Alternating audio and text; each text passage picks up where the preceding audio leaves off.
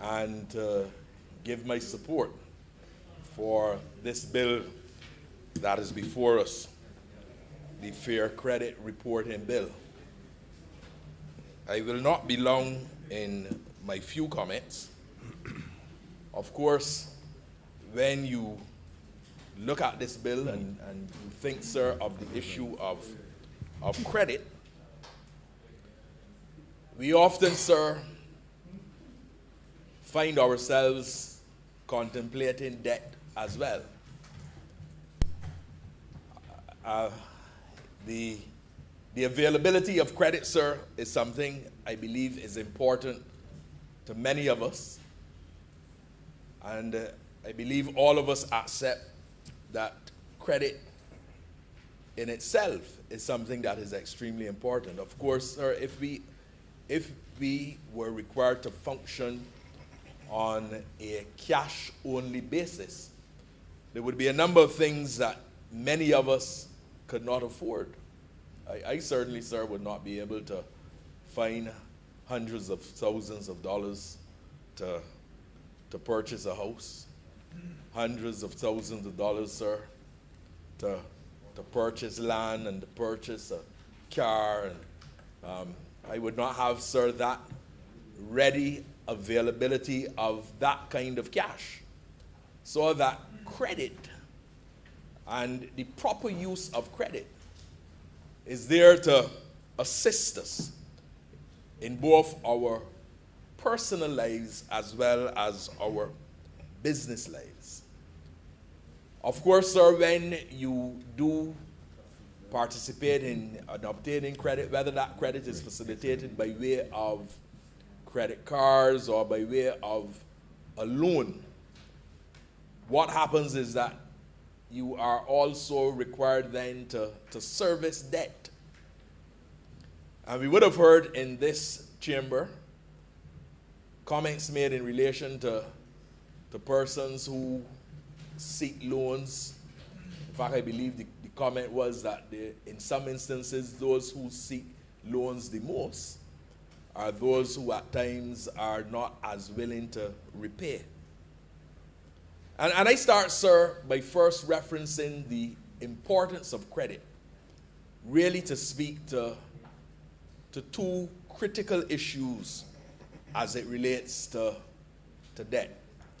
I think, sir, that it is extremely important, particularly at a time when we are going through this COVID-19 crisis, that we are extremely cautious as to how we spend our monies.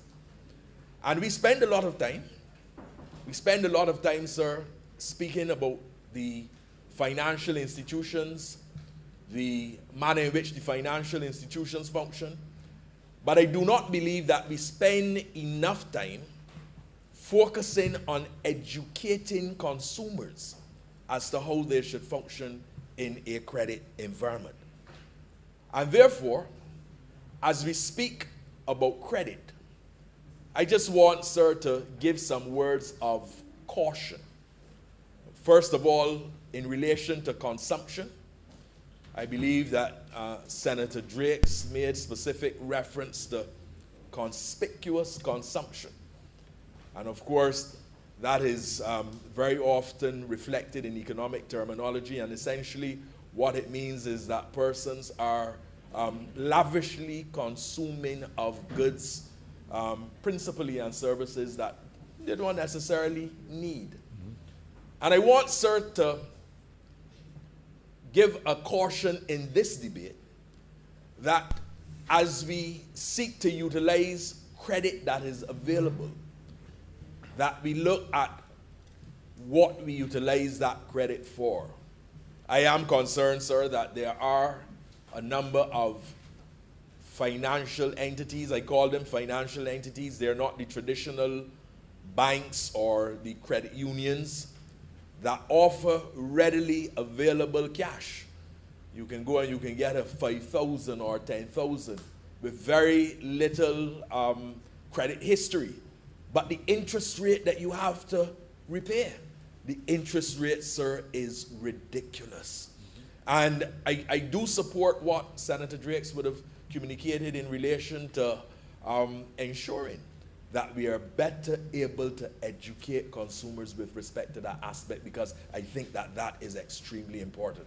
Of course, sir, I do think too that it's important for us to educate broadly on how the economy works, broadly on the importance of individuals being productive.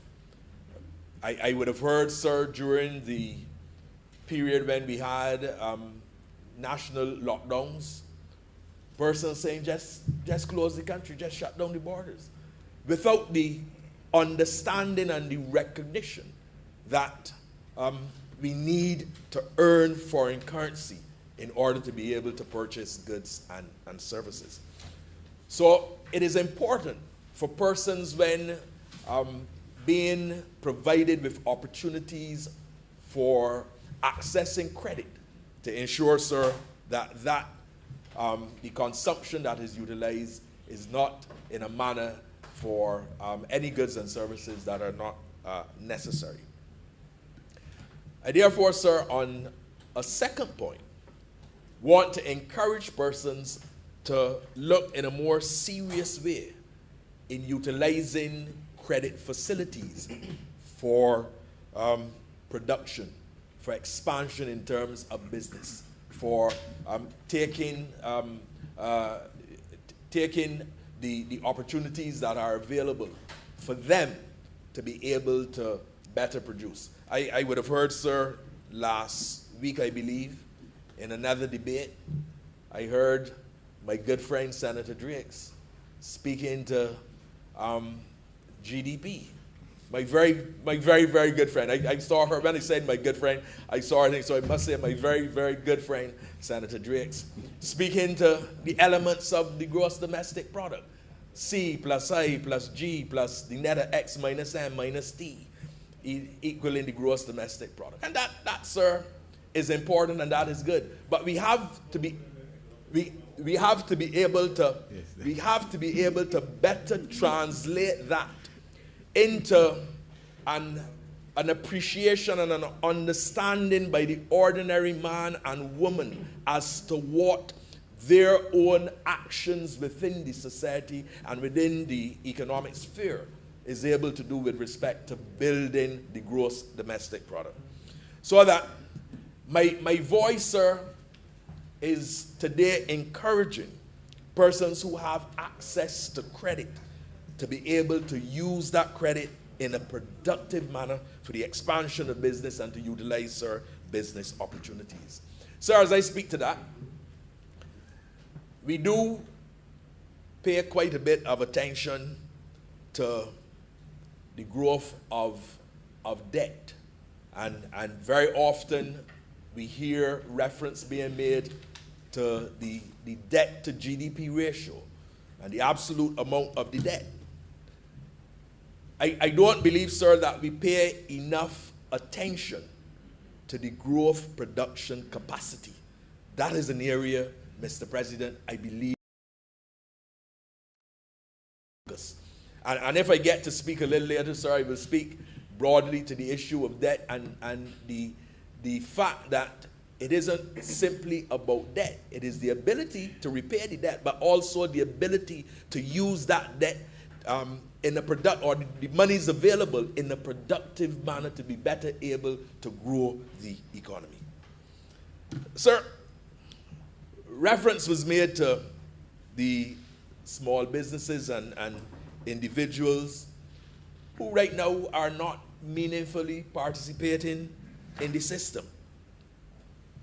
The truth is, sir, that there are a number of small operators, vendors, small businesses that, in a sense, sir, as small players are forced to take what the financial institutions are offering. I am of the view that we do have to ensure that there's some measure of protection for such individuals. I remember, sir, when I was at university, I did a course, Money, Banking, and the Canadian Financial System. I studied in Canada, sir.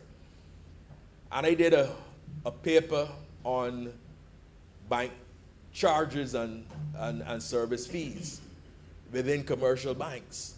And at the time, one of the things that I recognized is that there was no real relationship between those charges and those fees and the cost of providing these services. And essentially what was happening is that those charges and fees were really assisting with respect to the bottom line as opposed to anything else. And it is an area, sir, that I continue to be concerned about as I look at the different charges that I see occurring in Barbados. I've said in this Jeremy before, you receive a check and you go to certain financial institutions and there is a charge to change that check, which is, in my view, sir, ridiculous. Because it is, the money is there, it is the people's money that is being utilized. I just do not understand. We have a situation, sir, where you can take a check drawn on one bank, you can take it to another bank to be deposited, and they tell you that you have to wait, it's 4 working days. 4 working days. In some institutions, in fact, I know in one institution it's 8 working days. And the folly of it, Mr. President, is that there are clearings that take place at the banks every single day. There are cash clearings that take place every single day where the banks relate to each other with respect to the different checks that they have. I can say that, sir, with certainty, because I worked in a commercial bank. And I know what would have taken place in that bank. And I have no reason to believe that things are not as they were before with respect to that, or even better. Because, sir, with the utilization of technology, it is now a lot easier to be able to facilitate those things. So I believe it is important as we look at credit that we do have to look at these areas relating to the service charges and the fees, and to make sure that persons are not taken advantage of, particularly, sir, the small businessman and the small operator. The truth is this, and we know it. When you are a big operator, you can make certain demands that a smaller fella cannot make. And we have a responsibility, sir, to look after the smaller operators. Sir, in closing, I just want to state that I'm very happy with this bill. I'm very happy with the provisions that are made with respect to the sensitive information, with respect to the breaches and the penalties. Of course, there are some who believe that the penalties should be a lot higher, but I also believe that the bill speaks adequately to the rights of access and of information. And I think that that is important. And of course, the bill does make reference to the Data Protection Act 2019, and what is, if there's anything not covered here, it is reflected there. Sir, in the spirit of Christmas, I want, sir, to issue a caution. Do not, and this is for beyond this chamber, do not this Christmas season use next year's money to purchase this year's gifts or to purchase this year's goods. And I say that simply for this reason, because you know at Christmas you do get good opportunities for hire purchase and credit. I think it is important for us to make every effort to ensure that we are living within our means, and that we are not, we do not find ourselves susceptible to the marketing ingenuity of those who have the ability to sway us to sometimes use credit that we do not necessarily need. With these few words, sir, I'm obliged to you. Thank you very much, Senator Grant. Senator McConney.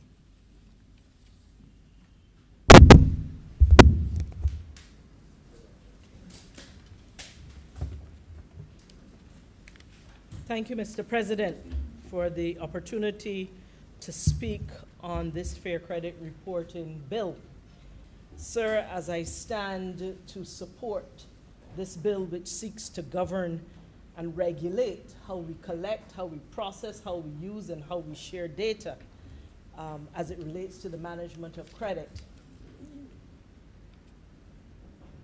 I am reminded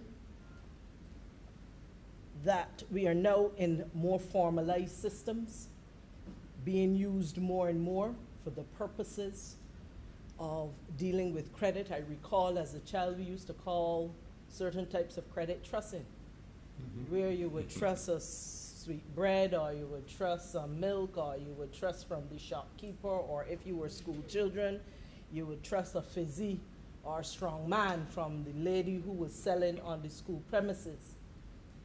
And I remember there was a time when we didn't necessarily not all of us, go to the banks to repair our houses. You got your paycheck one day and you bought 2 blocks, and then you borrowed some money from your sister or your brother or friend, and we had our own fair credit reporting system, sir. It was quite informal. But you knew that if you went to the lady in the schoolyard and trust things, and by the end of the school term, when the school term finished, you had not paid back Hilda or whomever it was their money, you understood that your credit rating and your credit score had dropped, and next term you will have a difficulty in getting sugar cakes and fizzies and strongman and chewing gums. Equally so, sir, we had where word of mouth in the neighborhood would spread if you had borrowed money from a neighbor or a friend or a family member and you had not paid it back on time. And there were consequences to our behaviors at that time, whether we were good in repaying our credit or bad. And sir, this system of things was informal. But really and truly, what we're talking about here, collecting information and being able to use that information to make certain decisions, sir, that is not new. But what is new perhaps is I shouldn't say new, but what has really got some persons concerned, and legitimately so, are some of those concerns that were raised by other members of this honorable House today, speaking about the abuse of power, how we use, and that power as it relates to the data, how we collect the data, what data we actually collect in the first place, and then how we use that to make decisions about persons' ability to facility for them to be able to get credit. And sir, it is with that I really want to speak to some of the concerns about data. As my ministry, the Ministry of Innovation, Science and Technology, and my other life, has a responsibility for the administration of the Data Protection Act 2019, which has been proclaimed. And I want to update that we now have the Data Protection Commissioner hired and has been on board now for several months. We now have the regulations for the rest of the Data Protection Act, which has received the agreement of cabinet for it to go to the government's lawyers to finalize the regulations. And so we anticipate that within a matter of months, the parts, and I believe there were 5 or 6 different parts of that act that were not proclaimed because it was waiting on regulations, that wait should not be much longer. And I do know that members of the public, as well as some honorable members in this House, have in fact been calling on our Data Protection Commissioner to provide guidance as they seek to make sure that their companies are complying with this.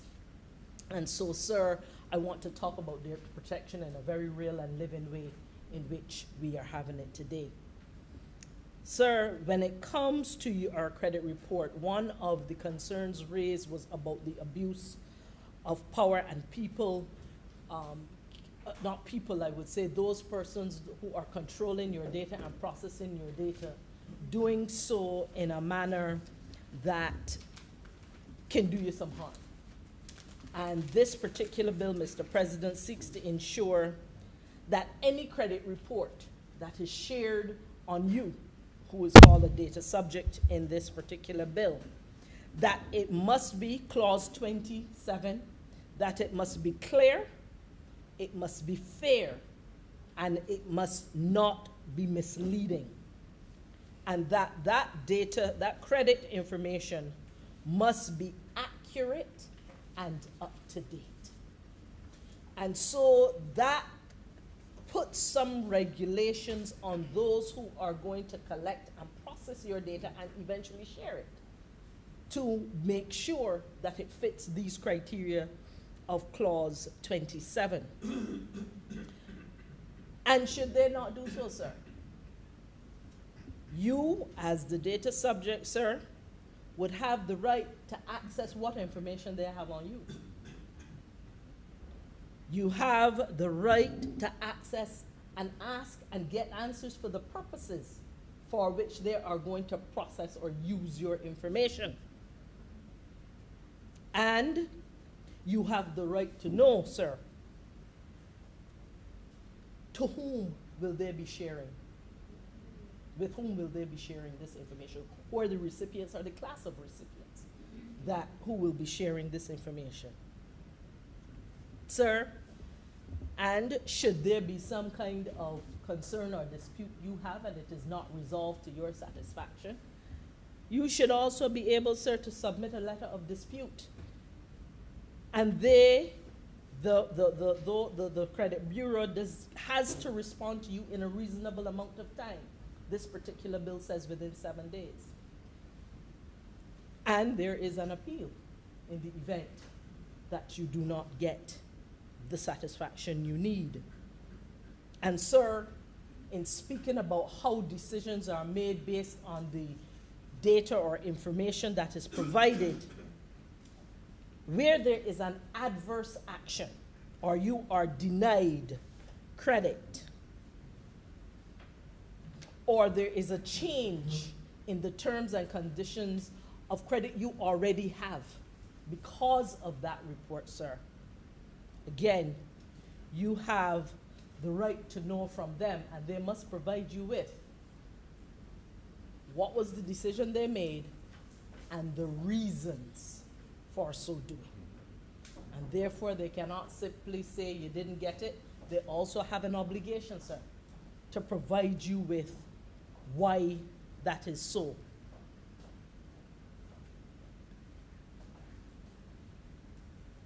You would have heard another colleague mention, and it is indeed so.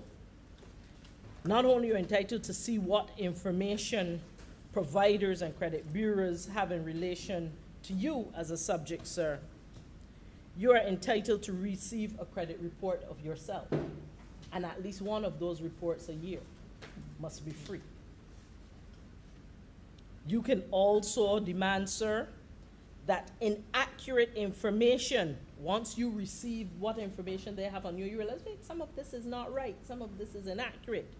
You do, sir, have the right to ask for it to be corrected.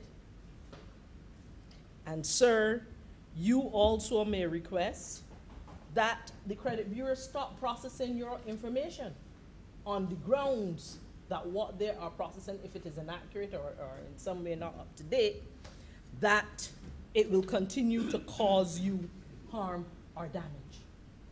Now, of course, they may or they may not choose to comply when you make that request. The central bank will, of course, be the bureau, that the arbiter in a situation like that.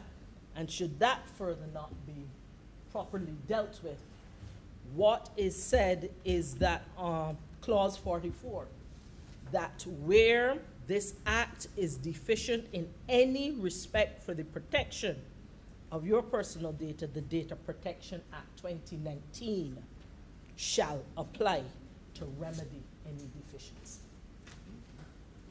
And sir, it is important that the people of Barbados understand what their rights are and understand that they own their data in this new dispensation of things.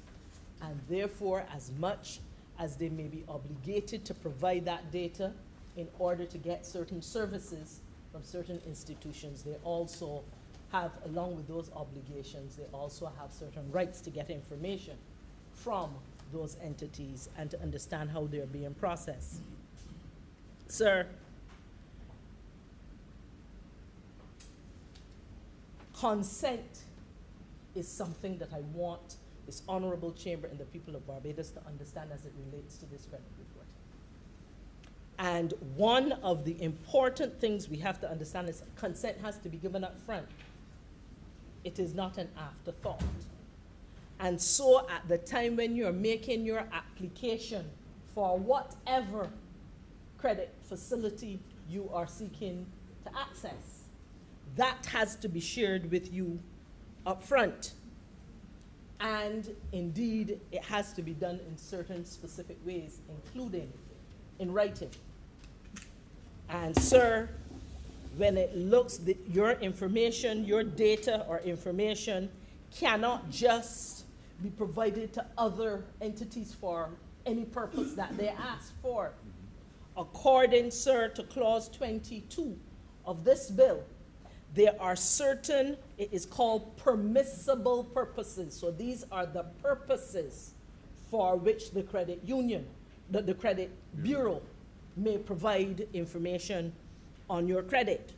One, if you are an applicant for credit. Two, if you are making an offer to act as a guarantor for someone else who has credit, who's seeking to get credit. If there is a purchase or collection of a debt, then you have to, you're obligated, I shouldn't say those are permissible purposes for which your credit information can be shared. If you are renting a house and it is time for the renewal of that tenancy, a credit report can be provided on you following the guidelines of this act. Also, an insurance company may request some information for underwriting of a particular risk. Also, there are some persons who apply for positions where they will have huge financial responsibility. So as a pre-employment check, a credit report could very well be requested from your potential employer. And of course, the company may need to do periodic monitoring of the risks, etc., looking at their portfolio. And those are the permissible purposes for which the credit bureau can provide your information. And sir, I took particular time to explain that because again, I want the public and this honorable chamber to understand that people can't just take it up and use it for any purpose whatsoever. There must be those permissible purposes for which the credit bureau is sharing your information.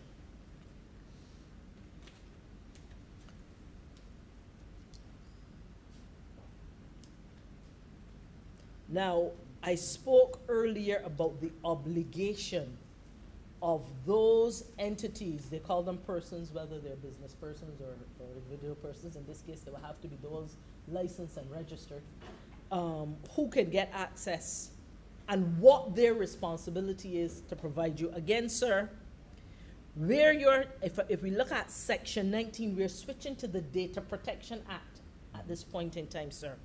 Section 19 says where personal data related to you is collected from you directly, because of course others can provide information on your behalf, but where it's collected from you.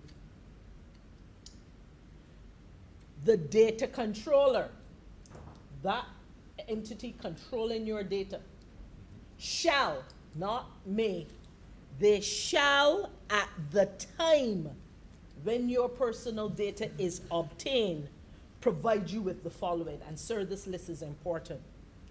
The identity and contact details of the data controller within that entity. Because every entity that is going to collect your data to process it must register a data controller and a data privacy officer. That register of data controllers will be with the commissioner, the data protection commissioner, but every company has that obligation, according to Section 19 of the Data Protection, to provide you with the identity and contact details of the data controller, with the contact details of their data privacy officer. In the event you have to appeal to someone, in the event you need to write someone, contact someone, who is that within this company. It cannot be a secret. It cannot be something that you, as the person who has provided your data, now have to go and scrounge around and dig around and look around for. That information ought to be provided to you early up. They shall provide you with the purposes of the processing for which your data is intended. Now, we assume that intentions are good, but let us not assume, let us then get clarity at that point. And Section 19 says that they shall provide that information for the purposes of processing. And where the processing is to be done. Will it be done in Barbados or will it be done somewhere else? That is also one bit of information, as well as I said earlier, the recipients. And finally, where they intend to transfer your information to some other entity, whether in another country or into an international organization or some other place, they must be able to inform you of that and ensure that appropriate safeguards are in place where that other entity is concerned, so that they know that they are providing a transfer that looks to your safety. Sir, I will not now go over many of the rights of data subjects or that we have as owners of our data under the Data Protection Act.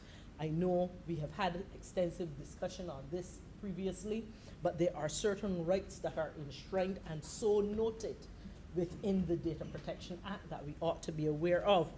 There are, however, certain principles, sir, that I want to take the time to outline again for those of us who now own our data and have the certain rights, responsibility, and who need to understand the principles under which the Data Protection Act was set.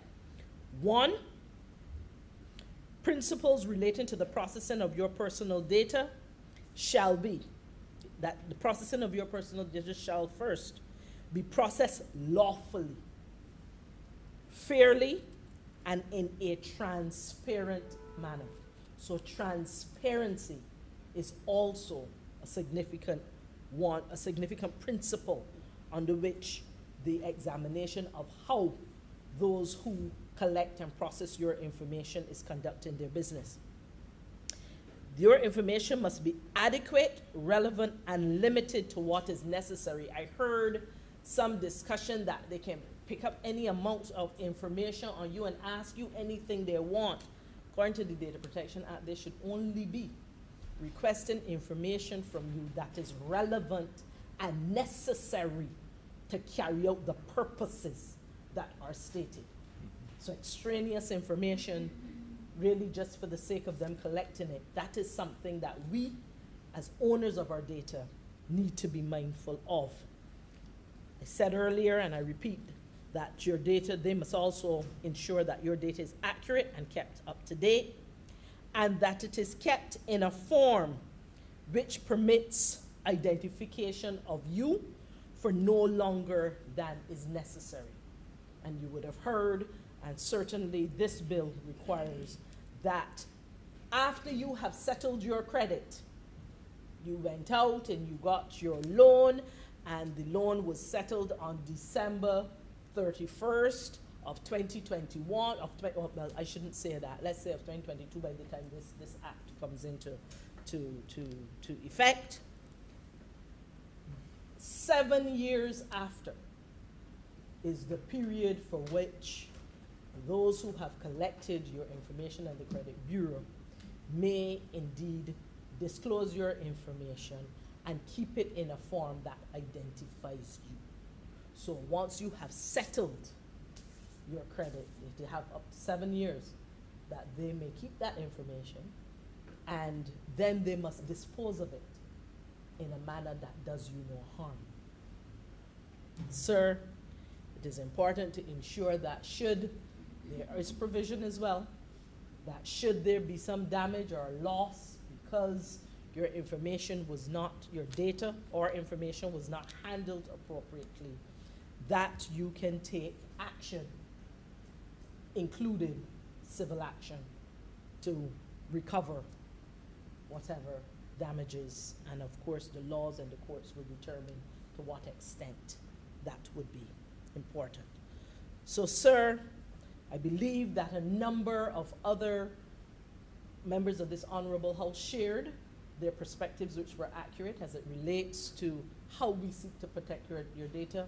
And I trust, sir, that in this very short presentation, I have been able to share with this honorable chamber and to give some comfort to those who own their data, to know what some of their rights are, to know what they should have the ability to ask for, to know what the obligations of those who have their information and will process or share their information, what those obligations are, and that we as a country and as a people will ensure that our rights are indeed respected as much as we ensure that our obligations to the institutions that lend us credit are met by us when we step into contract. And it is with these few words, Mr. President, that I thank you. Thank you very much, Senator McConney. Senator Nurse.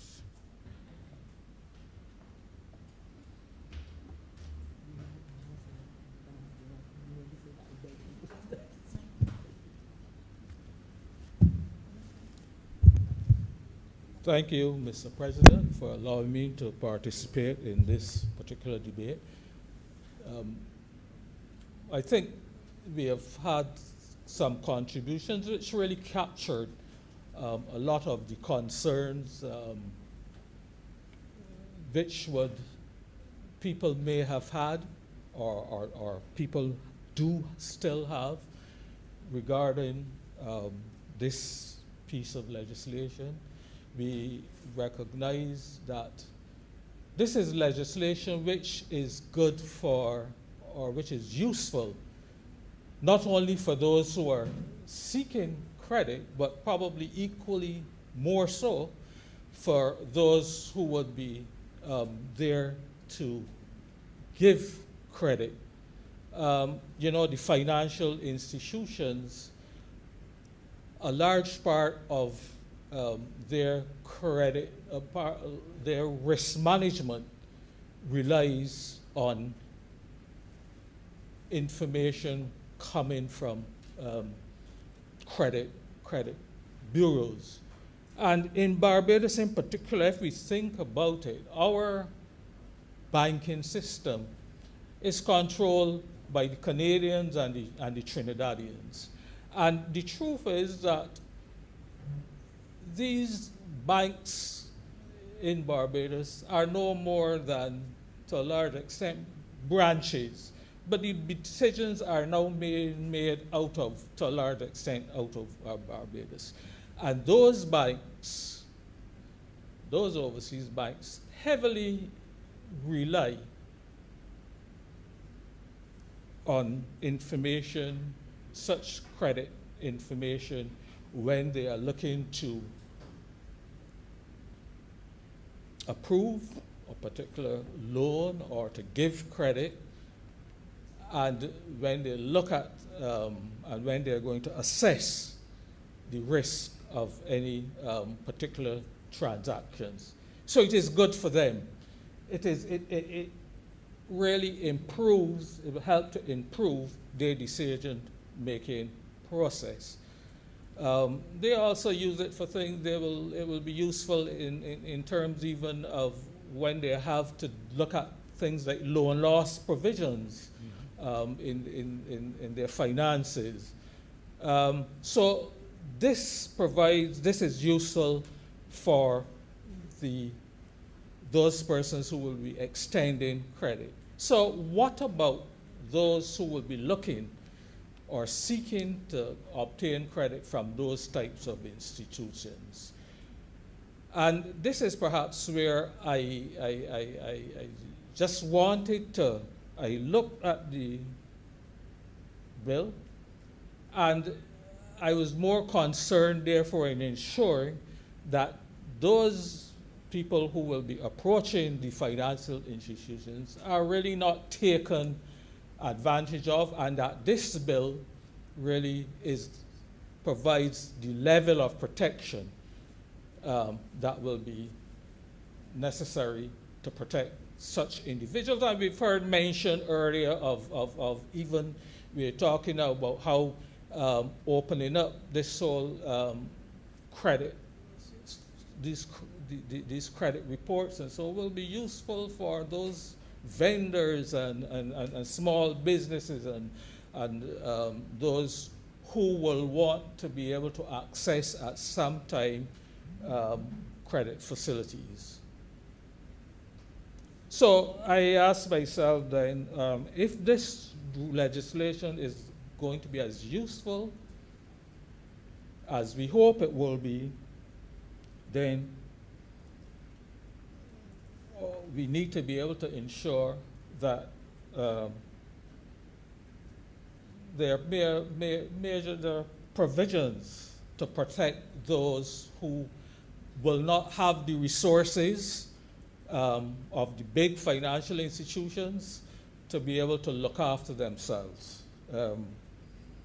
You know, the banks have their big legal departments, their big credit departments, and their marketing departments, and so on. So they have their resources, and I think that having looked at it, I am in my own mind satisfied that there is the level of protection which would be necessary largely for those particularly small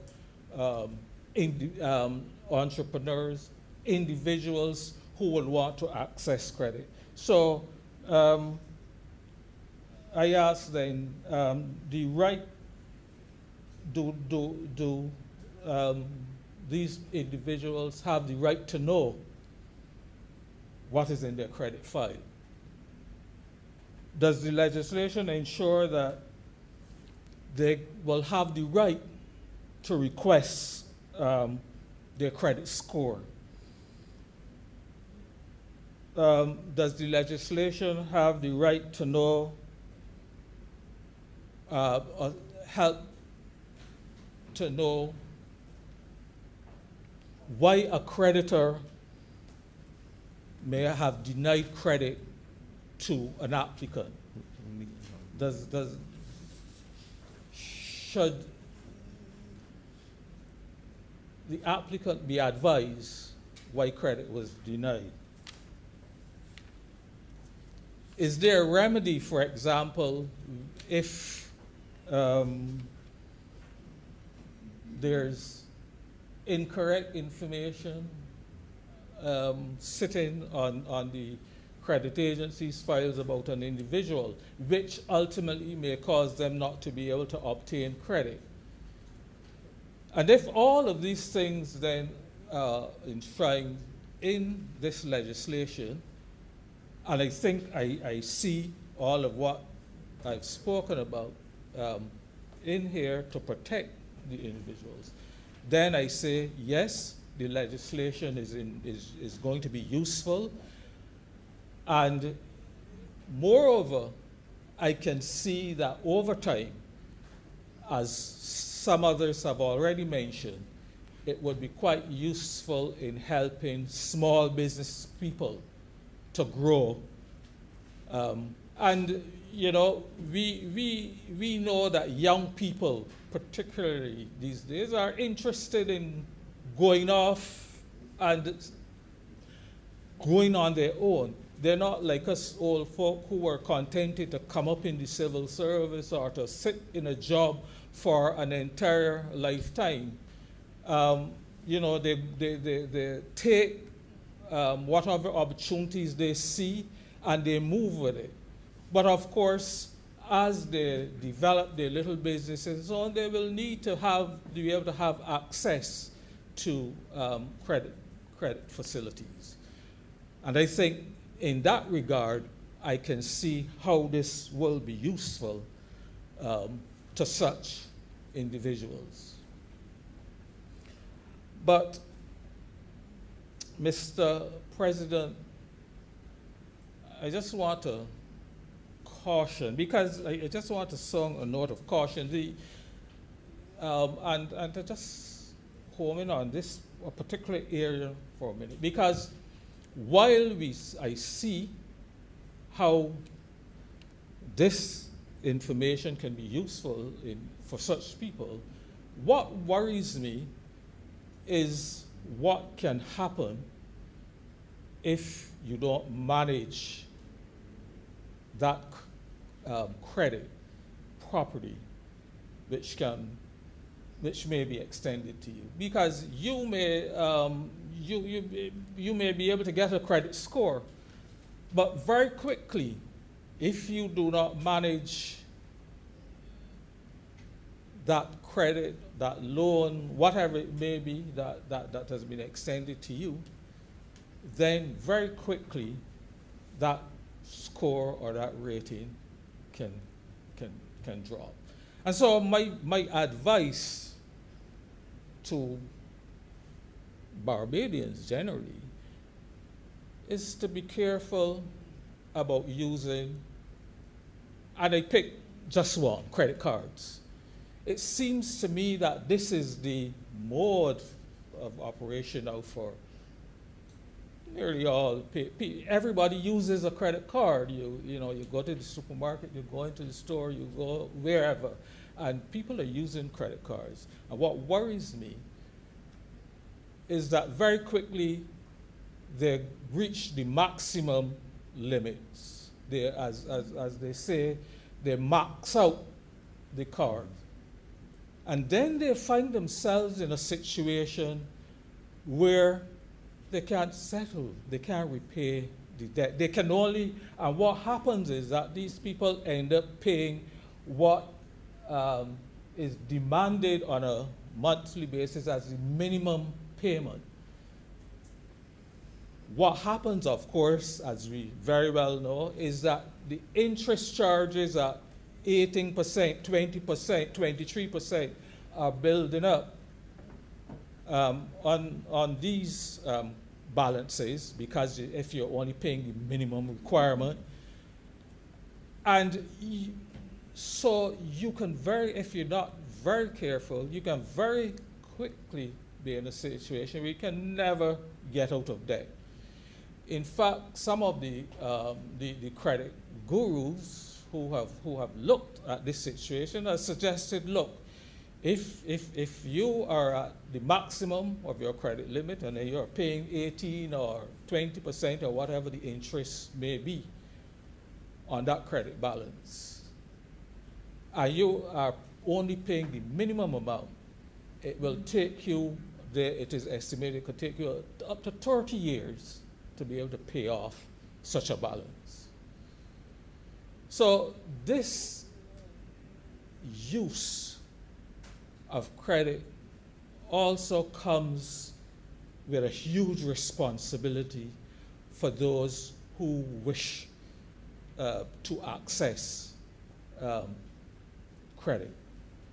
The other thing is that you also have to be mindful of is that you don't keep, again, as I mentioned, you don't keep that credit balance at a high level all of the time, because it is an indication to the banks and the other financial institutions that you are not managing your credit situation very well. And what can happen in the long run is that you then could be denied further credit, or you may find yourself having to pay a higher interest rate, or they may your limit may actually be reduced. So coming out of this whole credit system, the financial institutions will be able to amass a whole heap of statistical information which they can use to their advantage, and in the sense that they can then use it to better manage their risks to the detriment of others. And I almost every month, Mr. President, I get solicitations from some banking institutions come in and get another credit card, you know, we have you pre-approved, and that we are going to increase your credit limit. And, you know, it's and especially at times like this, this time of the year, when we want to be able to participate in all the merriment and the enjoyment and the happiness and so on of the season, we can easily be easily be distracted into taking up these offers. And so I say that to make us understand that it is a serious area in which we are entering. And while I think that if you manage your debt properly, manage your debts properly, it can be useful. One of the things I would obviously like to be able to suggest is that if you can pay off your credit balance on a monthly basis, then you have the opportunity where you actually save the interest. So, you know, there are options, there are things you can do to make sure you manage that. Why I'm raising all of this because I think it is important that a proper education program be in place to help those who are not in a position, who are not that financially savvy, to be able to understand how they need to manage their credit situation. And I think that we need to educate people. I have been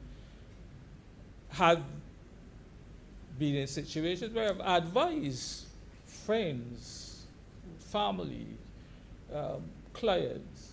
One of the things about a credit card I've advised is, look, if you can pay it off and cut up the credit card and just try some other means of doing the finance. But of course, we do recognize that in this environment, it seems to me almost now impossible to be able to live without those credit cards or those lines of credit or those various facilities that have now available to us. And so, what are some of the things that I hope and I believe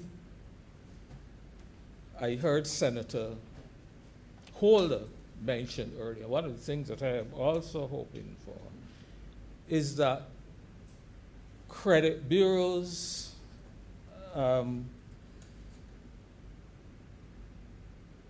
should be restricted in the period in which they can report negative credit information about customers. Senator Holder suggested a 7-year period. I also would like to think, and I think we may have been advised, and I don't recall seeing it, but it seems, I see Senator McConney suggesting that it is actually in the bill, that there is some level of protection. But that is important.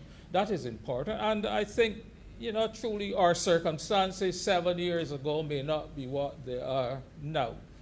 And we do have legislation also, Mr. President, where, for example, minor criminal offenses are, can be erased from someone who had some infraction with the law 10 years ago. And so, to my mind, why not have a similar thing for making sure that that these credit bureaus and credit agencies are not allowed to carry that kind of information over a long period of time. So I'm glad to hear that that is also in the bill. One other thing I want to just speak on, it's in the area of credit, but it is more about debt collecting agencies, because I think too the time has come for some greater level of regulation of those debt collecting agencies. I've heard horror stories, Mr. President, from time to time about how persons are harassed by, debt collectors and so on. And it is really, I think that the time has come to that they have to be able, or they should be required to operate in a much more professional manner.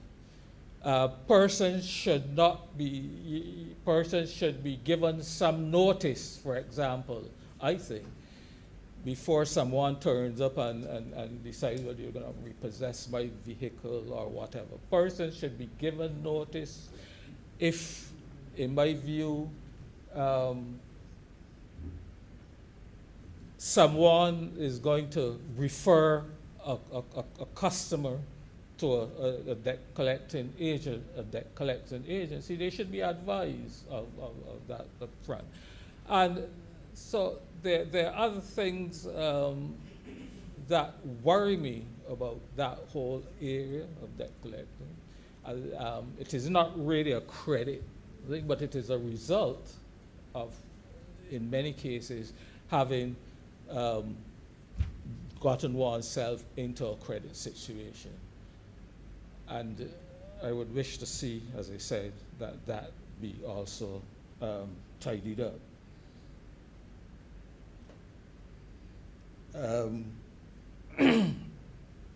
I think that as we go on, as we develop this whole credit, this whole area of credit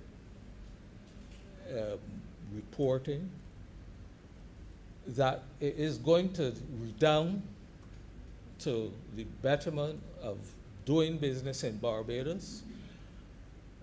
I think people, as they become more understanding and more educated about how debts, how it operates in the other parts of the world, that people will recognize the importance of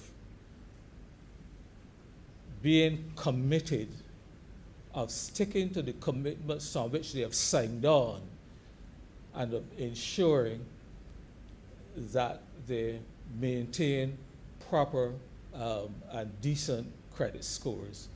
I would like to wish that this bill will set the framework, and I think it does, for which all of those improvements of which I've spoken and other people have spoken will come to fruition in the future. And so with those few words, Mr. President, I am obliged. Thank you very much, Senator Nurse. Senator Franklin. Mr. President, thank you very much, sir. I shan't be long. And I'm very serious about that. Senator Hall and I seem to have the same notes, so I'm not going to go over what she said, other than to say ditto. But there are a few things that concern me that I must speak about. It would be remiss of me if I didn't mention them. Sir, we have a system in Barbados where loans officers are driving, and the banks, credit unions, everybody, driving people to get loans, sometimes for things that they don't need. We have Christmas loans, Easter loans, back to school loans, all kinds of loans. We have department stores now operating the loans departments. Everybody is trying to get people in trouble with loans. And then when you can't pay, you find yourself before the courts. And it has now become an industry where lawyers in Barbados, the only business they have is debt collection. We are putting people in serious trouble with these banks, credit unions, other financial institutions. You get all kinds of loans, fast, cash in slow, cash, whatever kind of cash you got. Trying to entice people who cannot afford to pay a loan. Sometimes they can't even afford to buy lunch. And they're sending them all kind of literature to ask them. They poor look at me like Senator Nurse. I get all the kind of invitations to think I can't afford them. But somehow because of them saying the friendly people think I should get loans. I'll give you a story in the end when I get close about my own personal thing. But my concern, my serious concern is about people then ending up before the courts and then have to go and get a loan to pay X because why put me in court and all kind of stuff, you know. All kind of madness going on in this place. And look, I'm not saying that this act is not necessary, it's not even needed. We had credit bureaus and people doing credit reporting now for years. So government isn't doing anything new, probably just regulating it. But I would want to see more than just government regulating people, how you business dealing with credit, getting your credit score, that kind of stuff. I want to see government also making it more difficult for these predators to go out there and entice people to get loans and then put them in court. People, and business generally fighting for the courts. So once you hear the courts are involved, you can go and borrow from your aunt, grandmother, you can go and borrow from some other institution that will lend you, and then they too will put you in court down the road. But what bothers me more, sir, I have been a credit union member, executive member. I serve on all the committees in the credit unions so far. And what troubles me, sir, is that credit unions have become just as bad as these other financial institutions who lend people money. I am ashamed sometimes, sir, to think what credit unions do to their own members. And I'll give you an example. Under the Cooperative Societies Act, if a member owes you money and they're not paying, there are internal mechanisms, internal money within the credit union industry, where you can recover that money. You file a dispute with the regulator. It used to be the Registrar of Cooperatives, and now it's the Financial Services Commission. You can file a dispute under Section 171 of the Cooperative Societies Act. That will cost the credit union $25 to collect the money that the member has for them. $25. That's the cost of the dispute. When you file a dispute, you pay $25. And then, once the Financial Service Commission either determined by the owner, they give you an arbitrator or whatever, that decision can then be registered in the court as a judgment of the High Court. But it costs you $25. But instead, we have a lot of lawyers in Barbados who prey on the unfortunate people, and the credit unions, they get kickbacks too from some of these lawyers.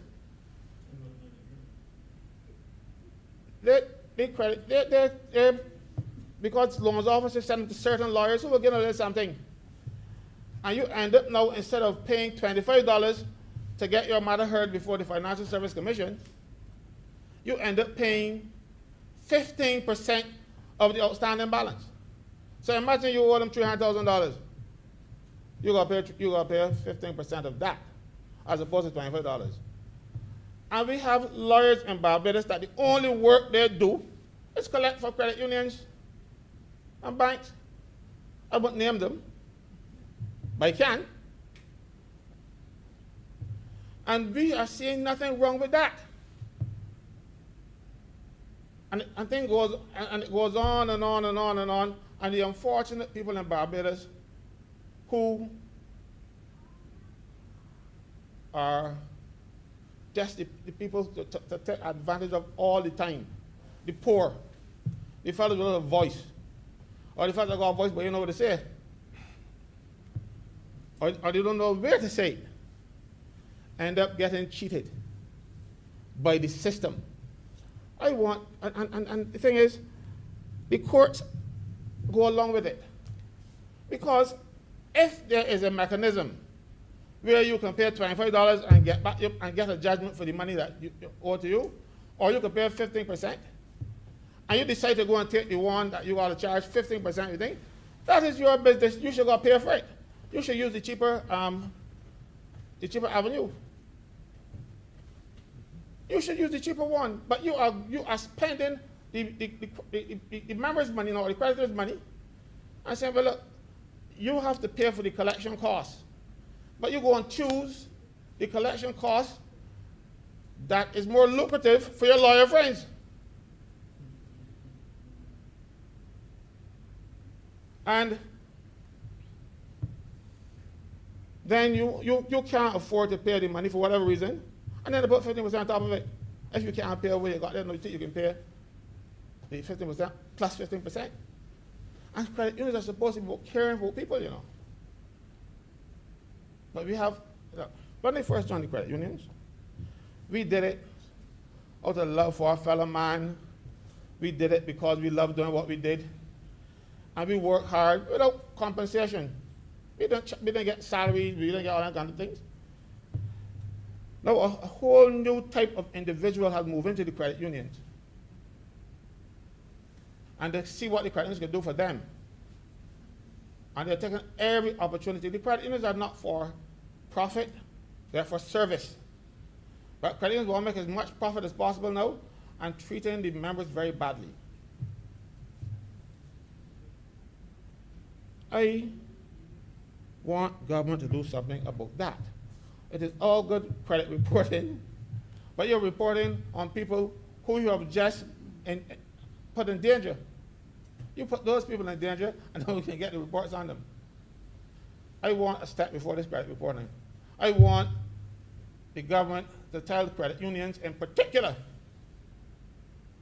Credit unions are dear to my heart, but the other financial institutions too. Let them know that they can't go out there and put these predatory practices in place, and then when they can't recover, they should suffer the consequences.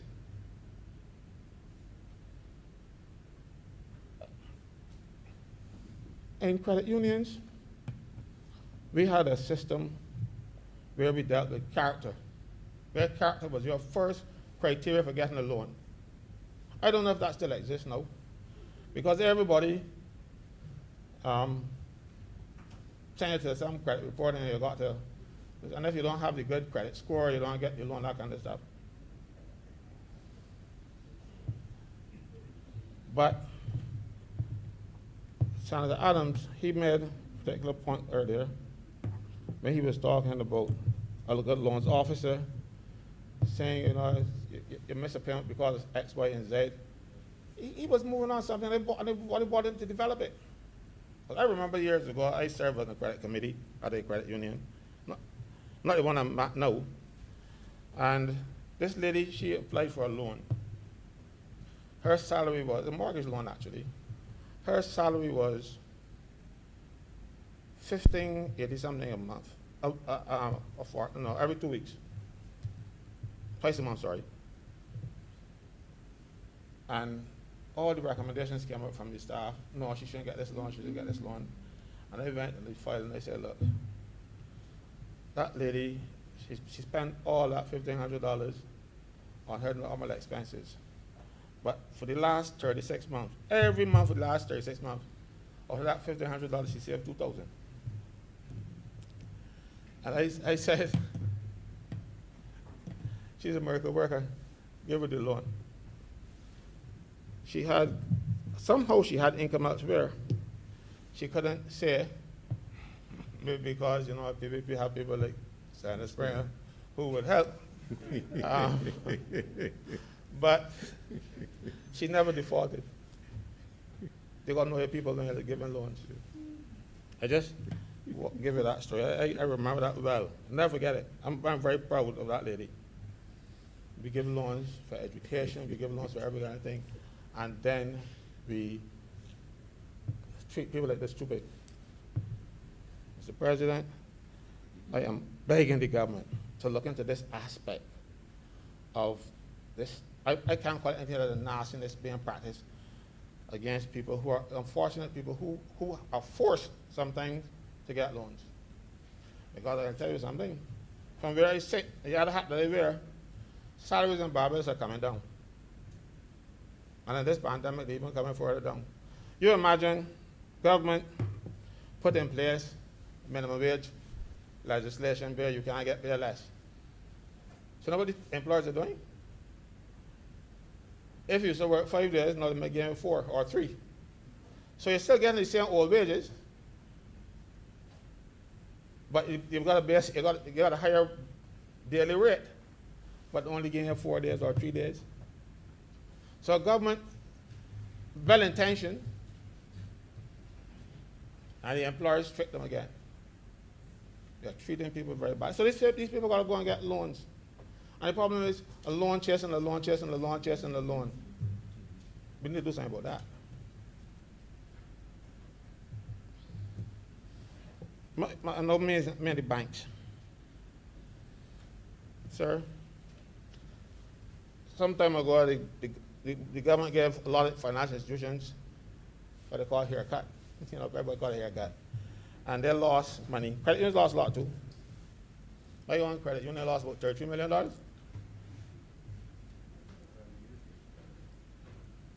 And then the government or the central bank or whoever allowed credit banks to make back that money. And they're charging fees on the every month you have to pay for the bank keeping your money. If you go and you want to get a statement for something, you got to pay for every conceivable thing. You go to the teller, you got to pay for it. Everything, no, the ATMs, you got to pay for them too. The banks don't let you unless you carry some money for a fee. Once you go and do anything with the banks, they have to do something about that as well. And I want you one story. The banks, I support the idea where, they're trying not to send out all the paper to save the trees and stuff. But they send it to a fossil like me who don't know much about the computer. Now, one bank in particular, they send me this thing. They trade with it. And some other people send me, they trade with them. The computer is spinning all the time. I thought that, the thing was working, so I hit it again. And they paid twice. They won't give back my money. So I decided no more electronic banking for me. Let me stick to what I'm good at. And the banks refused to send me a statement. They insist. That I said, but you don't even go send it paper, send me an email. And I would go and pay. They won't do it. The banks don't have the light boat here, treating people badly. Just know head I get put in court for not paying the bank. I'm paying them till they send me a statement. I don't mind what credit score because I am not a very young fellow. And nobody can lend me nothing anyhow.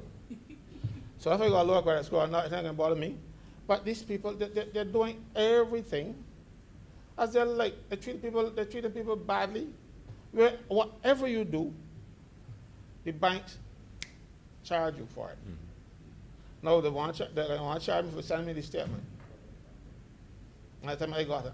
I'm not doing that. When you send me a statement, I can pay it. But to get back to the point, sir, I want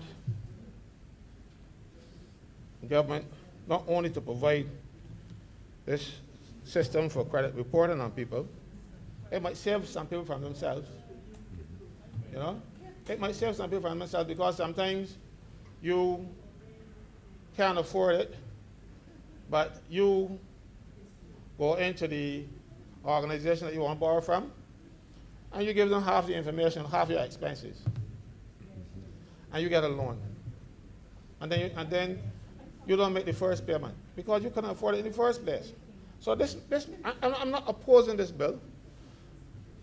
It might be useful and it might help people to control themselves. I remember, look, sitting on the credit committee where people get credit cards, gave credit cards. And then every couple of months, they want to come for a loan to clear the credit cards. So, and I used to say no. And because of our credit union, all three people have to vote yes. I forced them to get rid of the credit card. I said, well, if you want this loan, give me a credit card, you can cut it up. You're not going to get a credit card and a credit card from somebody else. They're too easy to get. There's no due diligence. They don't check to see if the person can really afford to pay these things back. If people knew that I can't afford it, I got 4 credit cards. I don't use them really, but I got 4. Yeah, everybody sent me one, and then some people send me one, and I even open them when they're ready to credit card. Put them out here. You know, so sir, as I said, I'm not going to oppose this bill. All I want are the concerns that I address, especially with the institutions,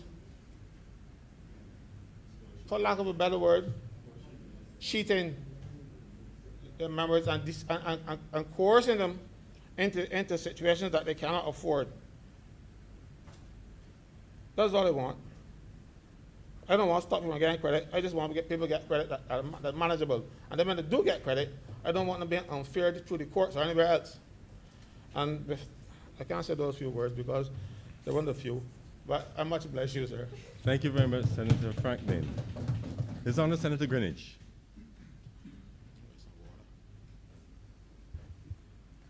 Thank you very much, Mr. President. I will be brief as well.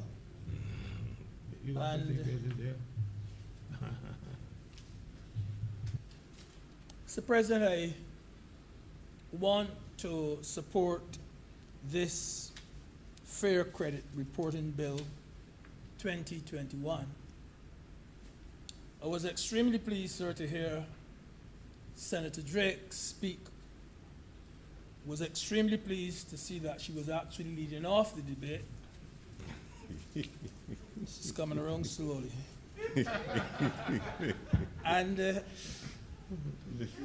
to use her direct words, sir, she says, there is merit in this legislation. I was glad to hear that. I was also very happy to hear Senator Franklin just a few moments ago say, I'm not opposing it. It will save some people from themselves. He's coming around slowly too.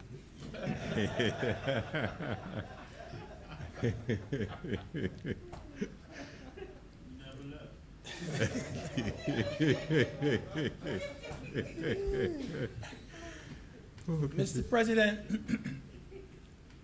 as I was reading this bill, just not even reading, browsing through the bill, yesterday at about 2:30, after having some rice, some peas, and some pork chops. So I read the bill, and I came to understand a few things which I didn't understand before about credit bureau. And in going through it, sir, I learned that the credit bureau is an establishment that is set up for the purpose of collecting information relating to an individual's ability to pay debts, information about the individual's past performance in paying debts, and so on. And then the credit bureau helps its clients to determine whether a person is a credit risk or not. So the Bureau collects information on the individual's character, the individual's reputation, and the individual's responsibility. And then the banks, the credit unions, the insurance companies, and the like, these become the regular clients of the credit bureau. And they use this information which they get from the bureau to determine whether a loan should be given to Mr. X or not, or Mrs. X or not. So the bureau collects information on individuals, and on request by its clients, the banks and so on, it makes this information available to them. Like Senator Holder said earlier today, I like the idea of having a couple of credit bureaus, not just a single one. I would like to see, yes, some competition, but some clean competition in that particular environment. Now, the information that is collected by the clients from the bureau, that should be treated as confidential. And I'll say just a few words about that in a few minutes. Now, the point has been made already that this legislation will save some people from themselves. And it is a fact, and all of us in here know, that there are some of us who extend ourselves financially beyond the point of no return. And Senator Springer, too, I think he made the same point. But undoubtedly, sir, there are some Barbadians who want to live up with the Joneses. I think someone even used that phrase already in here. Too many Barbadians are guilty of making that particular mistake. When Senator Drake spoke this morning, she spoke about families that just are torn apart because they cannot manage the debt that they have put themselves in. And too many of us want to possess what the other person already has. Sir, this legislation, I do believe, will prevent people from biting off more than they can chew.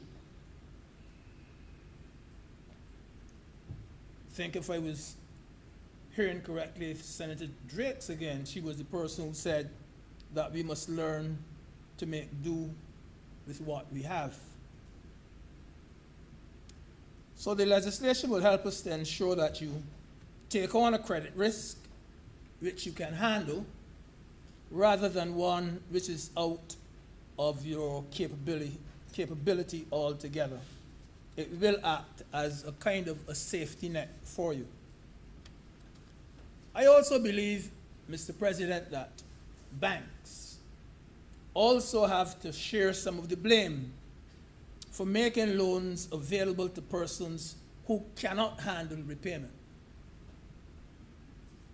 There's a friend of mine who used to be a loans officer at, I almost called the bank's name, but at a particular bank. And here she is as a loans officer. And she was given a target which she had to reach. It was, I think, a quarterly target that she had to reach. In other words, she had to do a certain number of loans, almost in similar fashion to what some minibus owners tell their drivers they have to do.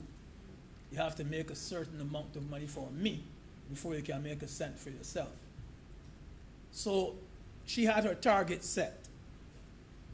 And the bonus that she would get at the end of the year was based on the target that she had reached. And she admitted to me, yes, I did make some bad decisions. But she said that the bad decisions that she made in giving persons who should not have been given loans, that came back to bite the bank. Not her. It came back to bite the bank. And the bank had to then classify that as a bad debt. It was unrecoverable. So it was the bank that felt it. But I do believe, as I said, sir, that the banks also have to share some of the blame in people getting loans which they should not receive. But, Mr. President, it is not always a matter of living up with the Joneses. It is not always that the bank has made a bad decision. Sir, this is life, and things will happen. There are some people who, if they do not get credit, sir, they will never be able to own or to obtain anything. Take, for example, sir, that young lady who works at the gas station, and she needs furniture, and she gets it, and she diligently repays the credit union or the bank that she is borrowed from. She is not living up with the Joneses. And take the same lady at the gas station, sir, whose stove has broken down, and she needs a loan in order to put food on the table for her 2 children. Sir, she doesn't want to live up with the Joneses. But as I say, sir, this is life and things will happen. Sometimes, Mr. President, some people base their risk on the fact that there is a wife or there's a partner to assist. But then the relationship breaks down. That relationship breaks down. Sometimes the person borrowing was doing 2 jobs and kept the rest of the loan. But then, sir, you know, you're doing landscaping, or you're driving a truck, or you're raising chickens on the side, or whatever you're doing, and then that second job doesn't work out, and you're left high and dry. I think it was Senator Springer who made the point this morning that the COVID pandemic has taken a heavy toll on some people who had loans. And this is nothing to do with their own mismanagement or anything of the sort. Because those persons genuinely want to make up for the shortfall, but they now can't. They can't. They can't. So it is not always about living up with the Joneses. And the other point worth mentioning, sir, is this: that there are some people who cannot manage money. Who cannot manage money. I can give you a true-to-life situation. I have a relative that works for a mere $500 a week and will save $200 out of that pay packet every week. And sir, I have another relative who works for $3,500 a month and cannot save a single cent. Some people, sir, just cannot manage money. The point has been made already, and I will re-emphasize that point, so that some people in Barbados are really and truly desperate to get a loan, really and truly desperate to get a loan. I recall years ago when I started to practice law, having to defend 2 or 3 poor, helpless people against the same man, 3 of them, different cases, against the same man, who at that time we knew in the law fraternity as a loan shark. And this was a man that made loans available to poor, desperate people at very, very exorbitant interest rates. You borrowed $5,000 from him to be paid back by a certain time, and in that time, you were paying back something like $9,000. And the courts usually held that what he was doing was unlawful, since the type of interest that he was charging was illegal. I think it was against the Usury Act and then the Rate of Interest Act. But the point is that he literally fleeced a lot of innocent people. Everybody didn't take him to court. Some people got frightened and got money from here, there, and so on, and paid him at very, very high interest rates. And if, as Senator Drakes was talking about predatory lending, that was the case of predatory lending in the past, if ever there was one. Because not only this fellow, there were others too. Those fellows were like vultures out there at the time. And they met only one particular criterion. And that criterion was that they had money which some desperate person didn't have. And that was the only criterion that they met. They did not have to have a license to do anything. But under this particular piece of legislation that we've brought today, I think it is Section 3 or and Section 4 of this act that says that you cannot operate a credit bureau unless you obtain a license from the central bank. So you must meet certain criteria to obtain a license. So there's far more oversight, Mr. President, where this particular piece of legislation is concerned. The key point, sir, is that we, as a jurisdiction, we must regulate how the credit bureau operates, and more importantly, what measures the credit union must take to ensure that it does not disadvantage those persons whose information it has collected. The legislation aims to ensure that the borrowing and the lending of money is done in a safer and a much fairer environment. Indeed, sir, the objects and reasons for the bill, that says it all. At the very front of the act, the objects and reasons, it says that it is a bill that provides for the creation of a regulatory environment to promote the development of a fair credit reporting system in Barbados. Very good objective. The regulation and the use of such data, good objective. To secure the secure keeping of the private data of persons collected by credit bureau, another good objective. So there is no doubt in my mind whatsoever, Mr. President, that government should be commended for this particular piece of legislation.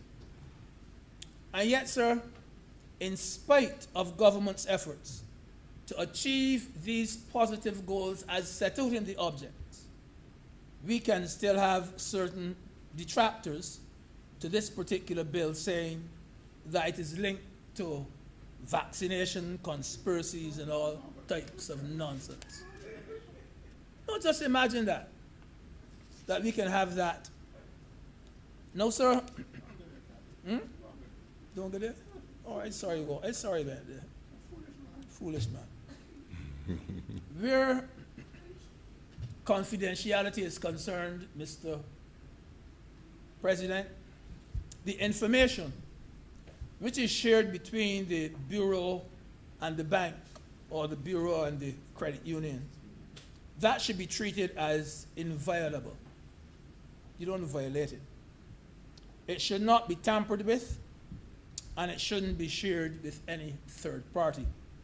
Indeed, sir, I think the Act virtually emphasizes, the bill emphasizes that third parties should do their own due diligence and should not be depending on either the bank or the bureau to give any information to them. The information, sir, should not be used to disadvantage the subject in any way. All you have to do in order to grasp the point, sir, is to just think about the doctor-patient relationship, and you'll understand precisely what I mean, where it is so emphasized that a person's medical condition is personal and confidential. Now, Section 20 of the bill says that if the credit union breaches its responsibility, that the fine is $50,000. I think that both Senator Adams and Senator Holder said that they would have increased that particular penalty. I share that view too, but I can live with it for the time being. Sir, in recent years, confidentiality has come to the fore in many aspects of business in Barbados. I say, sir, that we need confidentiality and trust now more than ever. I would never forget, sir, that when I first taught at Princess Margaret School, long time ago, I remember, like, during the first year, I used to do it almost every month because I wasn't too hot either on saving and spending and managing either. Yeah, and I wasn't as bad as Senator Sprague. No. But I would take up the phone and I would call. I would take up the phone and I would call the bank myself, sir. And I would just say on the phone, my name is Rudolph Greenwich. I have an account such and such, and I would like to know what my balance is on the account. And the person would give me that information over the telephone. That was the world that we lived in at that time. But not today. Nowadays, and I've had another experience recently where you're sending money overseas, and I was asked 1 million questions on the phone before they could say yes to me. They asked me for my middle name. Mr. Greenwich, was your middle name? Mr. Greenwich, was your mother's maiden name?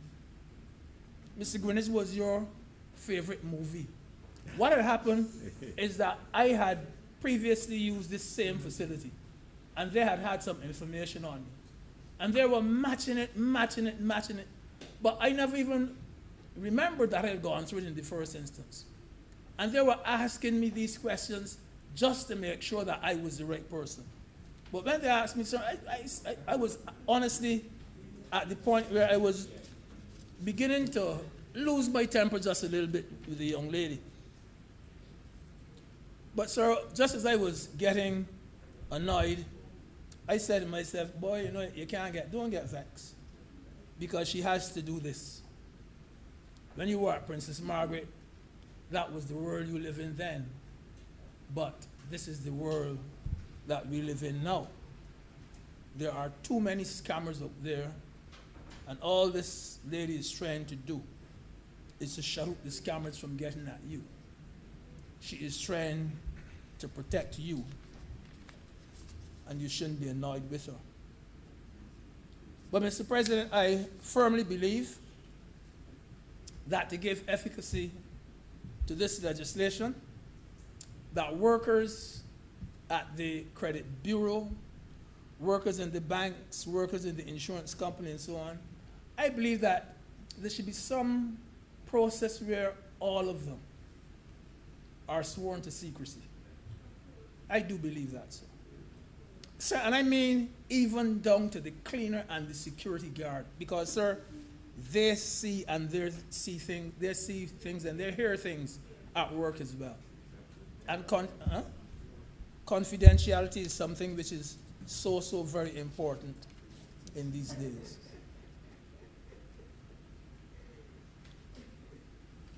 Of course, sir, there will be instances where the Bureau will be called upon to disclose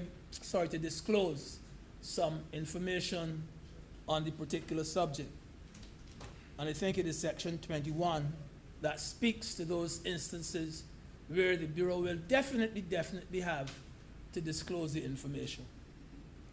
In response to a court order, for instance, to assist the court in any way, to assist in the investigation of insurance fraud and so on. And all of this is understandable because our national interest is above all other interests. So, Mr. President, as I said, I'm not going to be any longer. I do have one or two more notes. But, Mr. President, I have no problem whatsoever in supporting this credit reporting bill. Thank you very much.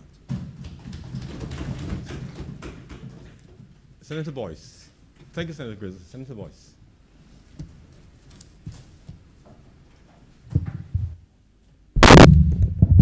Thank you, Mr. President. It was not my intention to speak on this legislation, but I was so moved by the various speeches which were made. I thought it prudent, sir, to add a short position which would, in effect, at first blush, seem to go against the grain, but I believe it prudent in a state where we encourage active citizenry that we seek to highlight other avenues and or concerns which may be counterfactual to what may seem to be the norm. And in the discourse today, sir, I think the objective of the bill is one which no one can say ought not to be done. However, where I started to get a bit of doubt and would ask that the government ensure that there's adequate rollout and notification of what is to come is when there were the various euphemisms expressing that this bill would help persons access to finance, sir, that this bill would help persons to control their spending, that this bill would provide some form of safety net. And we certainly hope that that is the case. But just a short word of caution, sir, and recommendation that this bill or this development be given a bit of a longer runway to allow persons to bring themselves up to speed with regard to the requirements. And the reason that is proffered, sir, is when we look at Section 2 or Section 3, which speaks to credit information providers, sir. And these credit information providers, we would assume, sir, this is under Section 16, sir, which provide the information to the credit bureau. And if we look at those persons who are, or entities which are identified, what this means as we go through the list, sir, is that based on information coming from these entities, you may or may not have an issue with getting your credit report cleared. And a list of the entities show the light and power, sir. So if your light bill isn't paid, there's a consequence. Water authority, sir. If your water bill isn't paid, there's a consequence. KIPO, sir. I don't know if the president is aware, sir, but the amount of persons who would have received notifications of having corporate obligations which are due. Now, all this is part of the government getting its house in order. But in getting your house in order and seeking to bring the regulations up to date and streamlining and getting the various companies brought up to speed, do citizens recognize that there will now be an obligation to ensure that these obligations are settled before they have access to financing?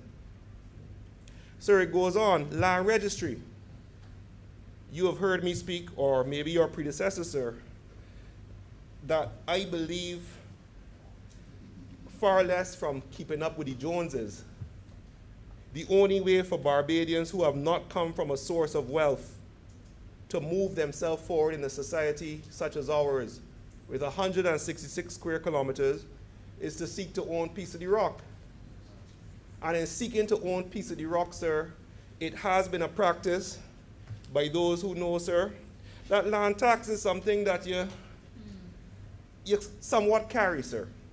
Now, we recognize that the government is saying, well, you have to render unto Caesar that which is his.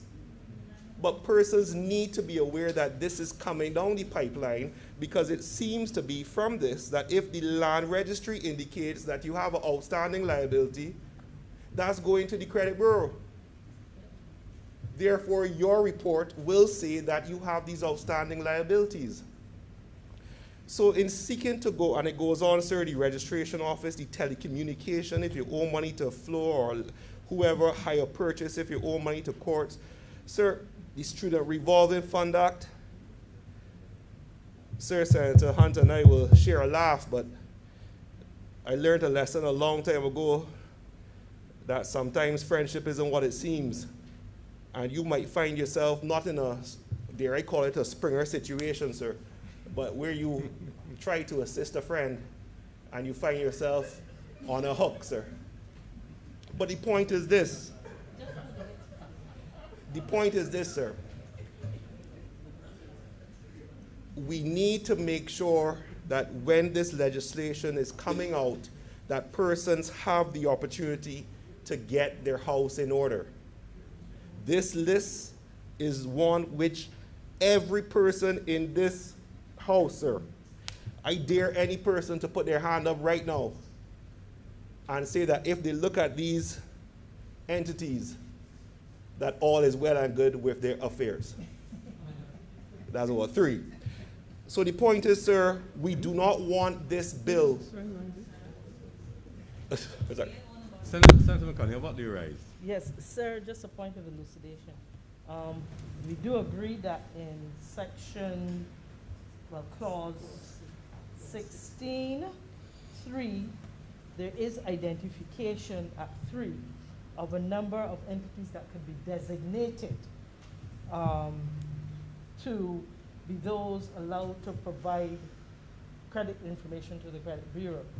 But I think it's important too to understand that when this act comes into effect, only the financial institutions which are listed under 16.1, which is the Financial Institution License on the Institutions Act, and insurance company and credit union, they are the ones that are automatically captured under this. However, the central bank reserves the right at a later stage to designate. So there are those that are automatic as soon as the act comes in, and then there are those that can be designated later.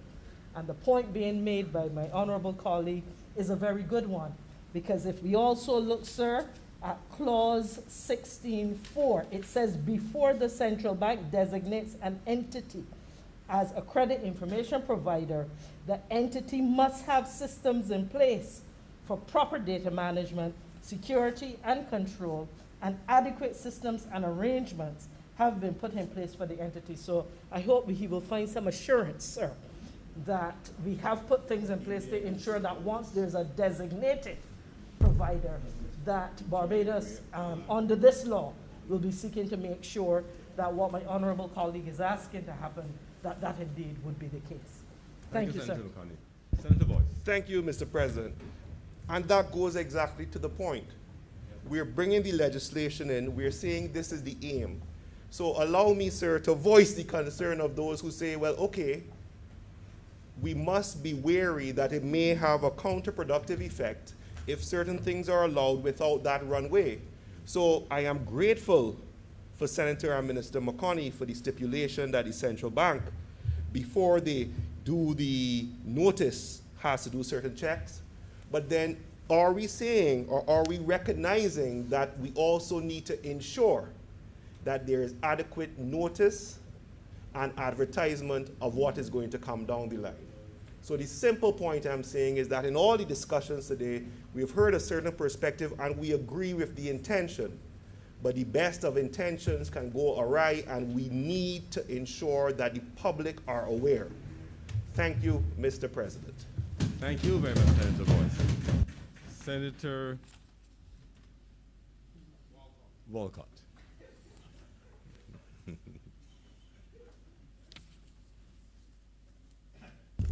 Thank you, Mr. President.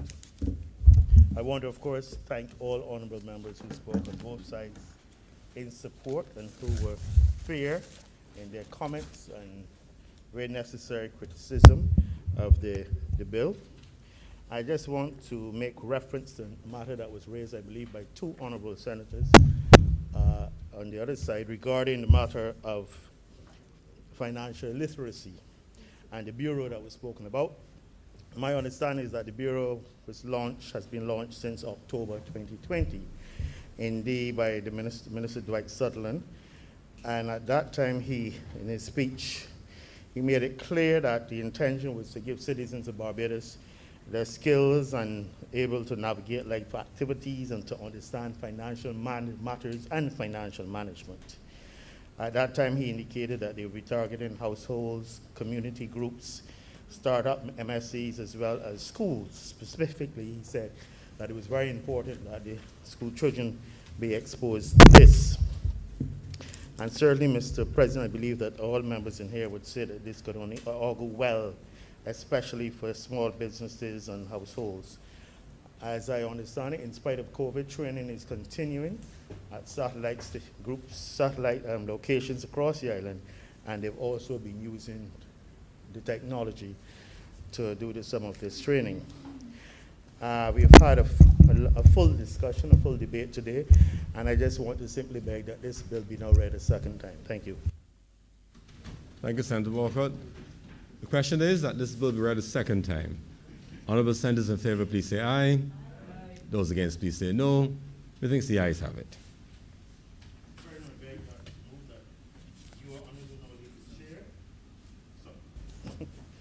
Mr. President, I beg to move that the Honour do now leave the chair and the Senate resolve itself into committee for further consideration of this bill. The question is that I do not leave the chair and the Honourable Senate resolve itself into committee for further consideration of this bill. Honourable senators in favor, please say aye. Those against, please say no. Methinks the ayes have it.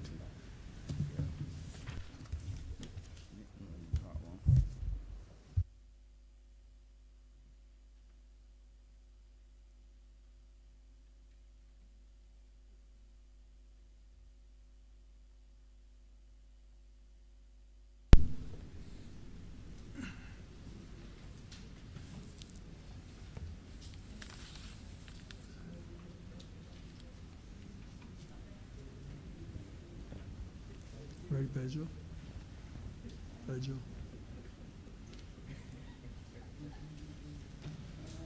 you ready? You ready? Yeah. The Senate is now in committee. Part 1, clauses 1 and 2. Mr. Chair, I beg to move that Part 1, clauses 1 and 2 stand part. The question is that Part 1, clauses 1 and 2 stand part. Honorable senators in favor, please say aye. Those against, please say no. Methinks the ayes have it. Part 2, clause 3. Mr. Chairman, I beg to move that Part 2, clause 3 stand part. The question is that Part 2, clause 3 stand part. Honorable senators in favor, please say aye.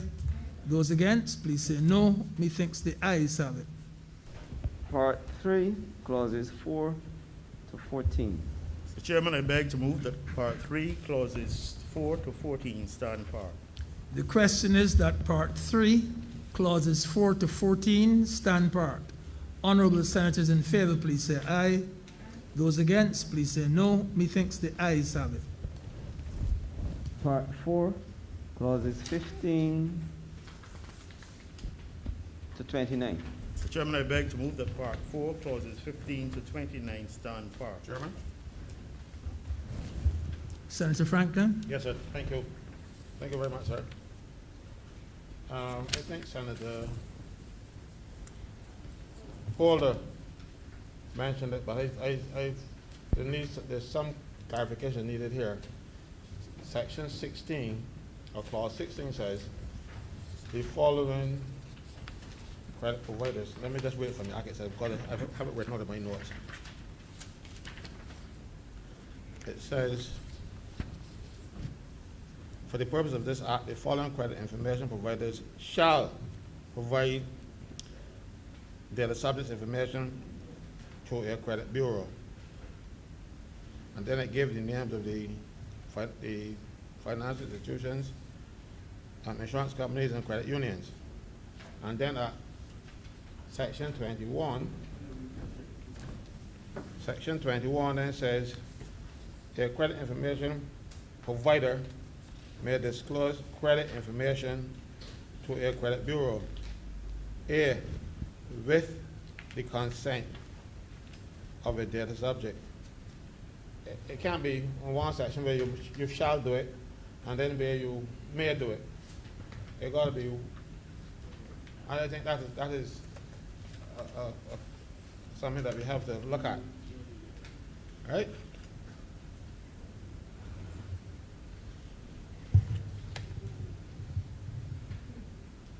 Mr. Chairman, I beg to move that Part 4, clauses 15 to 29 stand part. Senator Franklin's concern is noted. The question is that Part 4, clauses 15 to 29 stand part. Honorable senators in favor, please say aye. Those against, please say no. Methinks the ayes have it. Part 5, clauses 30 to 34. Mr. Chairman, I beg to move that Part 5, clauses 30 to 34 stand part. The question is that Part 5, clauses 30 to 34 stand part. Honorable senators in favor, please say aye. Those against, please say no. Methinks the ayes have it. Part 6, clauses 35 to 47. Chairman, I beg to move that Part 6, clauses 35 to 47 stand part. The question is that Part 6, clauses 35 to 47 stand part. Honorable senators in favor, please say aye. Those against, please say no. Methinks the ayes have it. Mr. Chairman, I beg to move that you do not report to His Honor the President the passing of one bill in committee. The question is that I do now report to His Honor the President the passing of one bill in committee.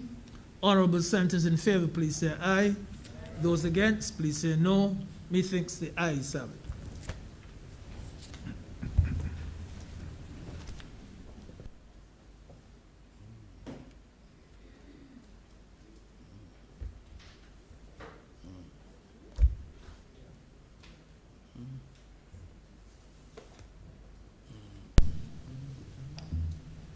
The chairman has reported to me the passing of one bill in committee. Mr. President, I beg to move that this bill be now read a third time. The question is that this bill be now read a third time. Honorable senators in favor, please say aye. Aye. Those against, please say no. Methinks the ayes have it. Mr. President, I beg to move that this bill do not pass and be cited as a Fair Credit Reporting Act 2021. The question is that this bill be now passed and be cited as the Fair Credit Reporting Act 2021. Honorable senators in favor, please say aye. Those against, please say no. Methinks the ayes have it. This bill is now passed and so cited. Mr. President, I beg to move that this sitting be now suspended for 10 minutes. The question is that this sitting be suspended until 4:50 p.m. today. Honorable senators in favor, please say aye. Sorry? Yeah. Oh, 4:55, sorry. My math is a little flawed this afternoon. It's early signs of hunger. Senator Frank is offering me his spectacles, but I don't want to see the world through his eyes.